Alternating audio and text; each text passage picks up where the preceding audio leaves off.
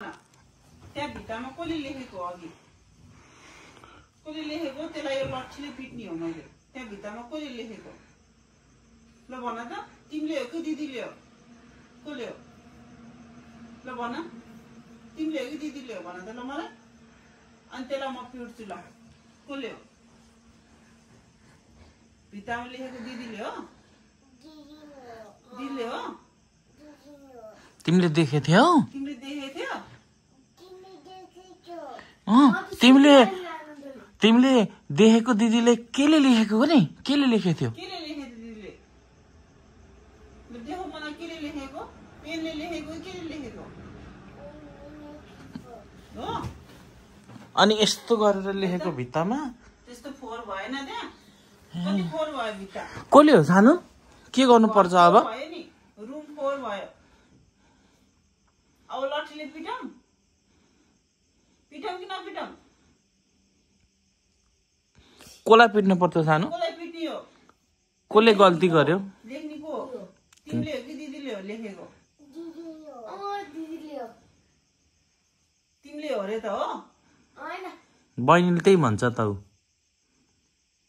उसले नानीले बहिनीले त्यही भने त तिमीले देखेर दिदीले लेखेको अनि अघि भर्खर त तिमीले हो लेखेको भने होइन मलाई हो कि होइन तिमीले लेखेको हो कि होइन छिटो भन्ने तिमीले लेखेको हो कि होइन यो लट्ठी मैले यहाँ राख्छु ल यो लट्ठी मैले यहाँ राखेँ तिमीले लेखेको हो कि होइन होइन कसले लेखे ल अब छिटो कसले गल्ती गरेको त्यसले उठबस गर्ने 10 चोटि तिमीले लेखेको हो रे झुटो नबोला झुट बोल्नु हुँदैन हुन्छ कसले लेखेको हो त्यो तिमीले हो नि होइन कति झुट बोलेको त आफू लेख्ने अनि होइन भन्छ ल उठेर कान समात्ने एक फेरा तिमीले लेखेको हो त्यो अघि न पनि लेखेको देखेको हो मैले अहिले चाहिँ माम खान जाने बेलामा तिमीले सबै लेखेछ हो माम बाबा नभएको बेलामा लेखेको हो केले दुख्यो कपाल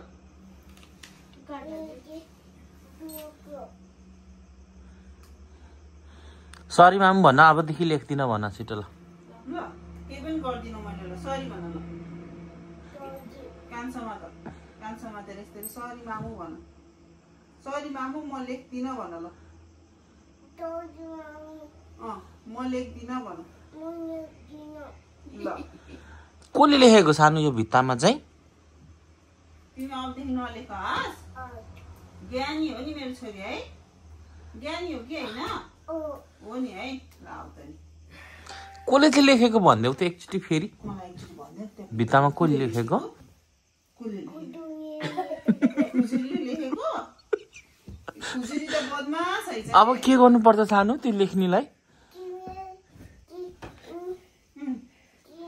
तिमीले भन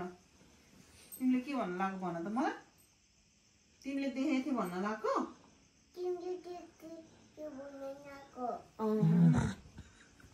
अब के गर्नु पर्छ सानो त्यस्तो गल्ती गर्नेलाई त हामीले के गर्ने तिमीले लेखेको हो उसले लेखेको हो रे त अहिले त त्यो गल्ती गर्नेलाई के गर्नु पर्छ सानो त्यो न त्यस्तो लेख्नेलाई हामीले के गर्ने अब के गर्ने त्यसलाई त्यस्तो गल्ती गर्नेलाई दिदीले लेखेको भए दिदीलाई पिट्ने केले पिट्ने ल कहाँ चोर पिट्ने लट्ठी ल समातेर पिट्दै दिदीलाई दिदीले लेखेको भए दिदीलाई पिट ल दिदीले लेखेको हो कि होइन हो भने पिट ल दिदीलाई लट्ठीले पिट्दैन पिट्दै एकचोटि लेखेको हो दिदीले लेखेको हो अनि पिट नि त गरे पिट लेखेको हो भने पिट ल लेखेको हो भने पिटेर आऊ ल अनि तिमी पिट्नै सकेन दिदीलाई किन होला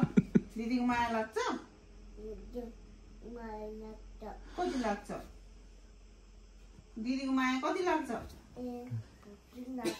एक बाल्टिन लाग्छ ल त्यसो चोर पनि राख्ने थन्काएर आऊ नि त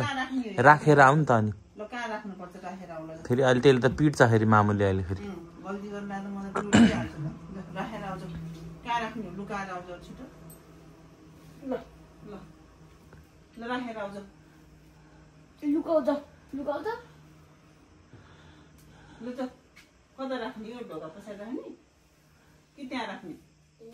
ल राख ल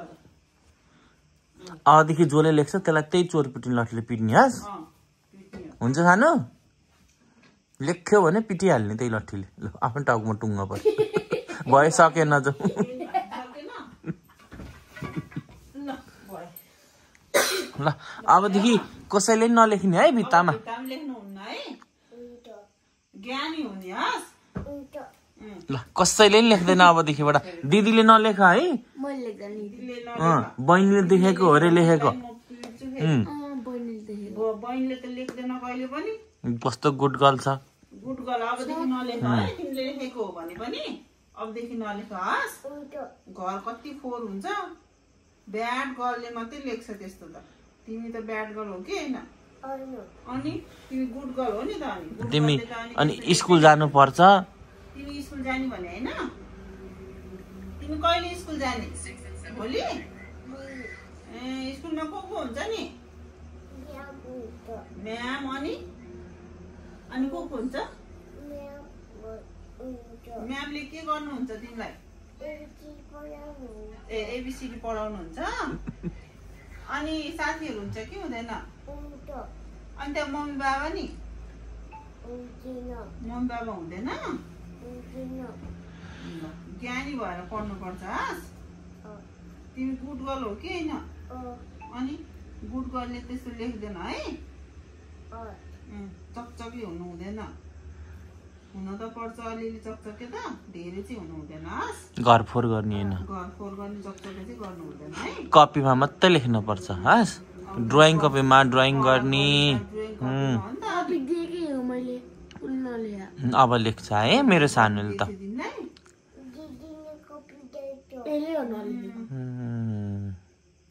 अब लेखेन अनि भित्तामा लेख्न गएको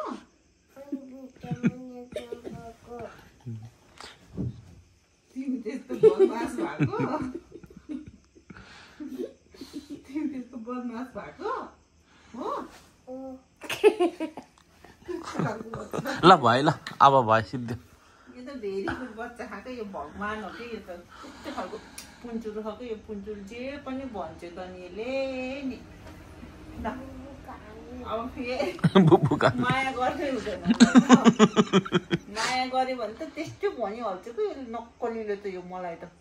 तिम्रो बेडमा सुत्न त तिम्रो बेडमा सुतेपछि त्यो बेड बनाएर खेलेको मान्छे त कतिखेर कलम भेटाएर लेख्नु भयो